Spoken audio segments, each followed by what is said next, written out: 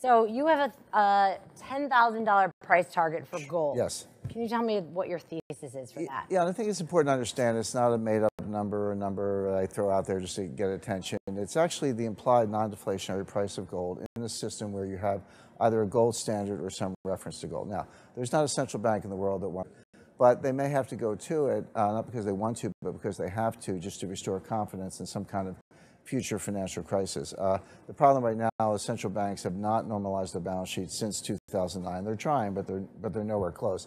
If you had another crisis tomorrow and you had to do QE4, QE5, how could you do that when you get $4 trillion? They might have to turn to the IMF for SDRs. They might have to turn to gold. So then, if you go back to a gold standard, you have to get the price right. People say there's not enough gold to support a gold standard. Well, that's nonsense. There's always enough gold. It's a question of price. So take Japan, Europe, China, and the U.S., the big four, also Japan, so four economies. Their M1 is approximately $24 trillion. If you had 40% gold backing, that would be $9.6 trillion. There's about 33,000 tons of official gold in the world. So you just divide 9.6 trillion by 33,000 tons, and what you get is about $10,000 an ounce. If you had a lower price, that would be deflationary. You'd have to reduce the money supply. That was the mistake that was made in 1925. It did contribute to the Great Depression. It wasn't because of gold, it was because they got the price wrong.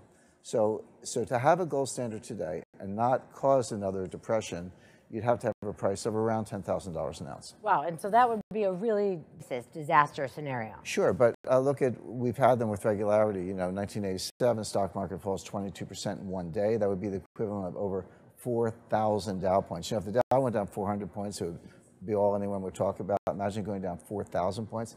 That's, in percentage terms, that's what happened in 1987. 1994, Mexicans is 1997, 98. Asia, Russia, long-term capital management. 2000, the dot-com bubble. 2007, mortgages. 2008, Lehman, AIG. So these things happen with some regularity. I'm not saying it's going to happen tomorrow, but we shouldn't be surprised if it does. And what I was covering in my book, The Road to Ruin, is let's say it does happen tomorrow or sometime soon, 2018, response function. Because again, central banks, in 98, Wall Street bailed out a hedge fund. In 2008, the central banks bailed out Wall Street. In 2018, who's going to bail out the central banks?